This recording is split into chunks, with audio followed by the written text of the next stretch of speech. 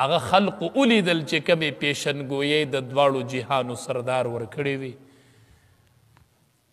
ای زنانو د الله د حبیب دا وعید ځان ته یادوئ چې جامې د چا په د شریعت موافق نه نو ټیم په ټیم ځان ته یادوئ وای د پیغمبر د خولې وینا ده چې لا یدخلن الجنت داسې زنانه به جنت ته ځي نه دا به بوی د جنت نه محسوسی نه به پې لګي نو د دنیا زیب و زینت په ختم شي خو قبر کې به بیا مسله ګرانه آخرت کې به مسله ګرانه ای زنانو ځان باندې درانه درانه لباسونه راواړوئ درنې درنې جامې په ځان راواچوئ او ځان له د آخرت فکر وکئ د آخرت حدیث مبارک کے راضی فاطمہ رضی اللہ تعالی عنہا و عائشہ رضی اللہ تعالی عنہا دواړه ناستی وي نو دواړو د یو بل سره خبرې کولې فاطمه رضی اللہ تعالی عنہا ورته فرمایي وي زه ستا نه غوره یم عائشې رضی اللہ تعالی عنہا ته وایي زه ستا نه غوره یم عائشہ رضی اللہ تعالی عنہا ورته وایي ولې رانه غوره یې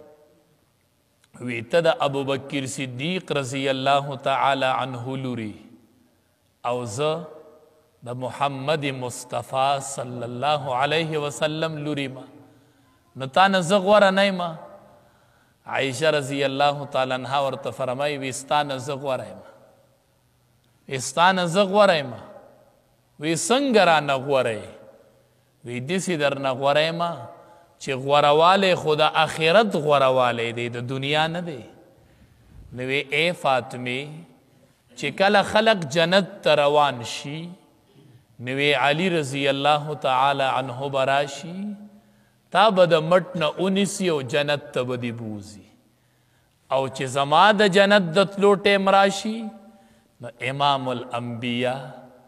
محمد مصطفی صلی الله علیه وسلم براشي پلار ستا دی خو ما به د لاس نه ونیسي زه به د هغه سره جنت ته لاړه شم وی ته غوره شوې که زه فاطمې رضی الله تعالی عنها ورته وی ته غوره شوې زه وایم بیبیانو غوروالی د آخرت غوروالی دی د دنیا غوروالی پسې مه ګرځئ د فرعون ټبر و آسیه د دنیا غوروالی په لته باندې ووخو خاون فرعون دی وینځي به د هغې سره وي خادمان به ورته ولاړو فرعون ته یې وی آمنتو برب موسی ما خو په رب د موسی ایمان راوړی دی فرعون ورته وی په ما ایمان راوړه انا ربکم الاعلی زه نه یم رب وی نه فرعون ورته وی ته چې د سترګې رب ورکې نو ستا نوکرانې ولاړې دي ستا د سترګې په اشارو ستا خواله راځي دومره عزت تی دی دا مه خرابوه شاهي محل کې ناستی د بادشاه ښځی دا هر څه به دې ګورې د لاسه لاړ شي اسیه ورته وایي دا هر څه مې دې د لاسه لاړ شي خو رب د موسی نه پرېږدم فرعون ورته وایي سزا به درکم وی راکه سزا کوره به دې وباسم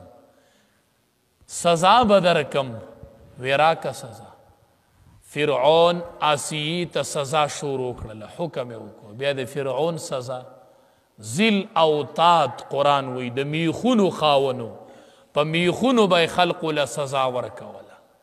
میخونه به یې پې ټکوال یوه معنه د ذل اوتاد دومره مضبوط حکومت یو لکه د میخونو په شان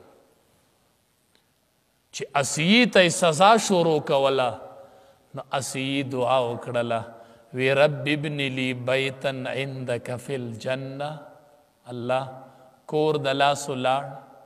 خاون لاړ عزت لاړ هر څه لاړل الله هر څه مې قربان کړل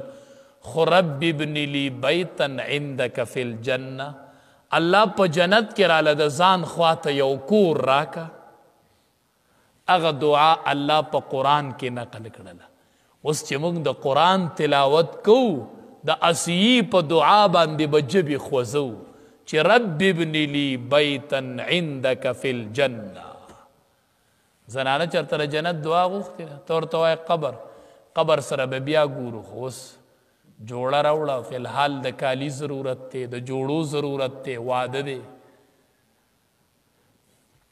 اسی قیمتي دعا وغوښتله وی الله د ځان خواته کور راکړي رب العالمین جبریل امین ته وایي دا سی دعا دې واورېدله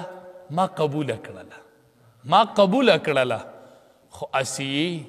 تا دعا نیمګړې غوښتې ده او ما درله پوره قبوله کړه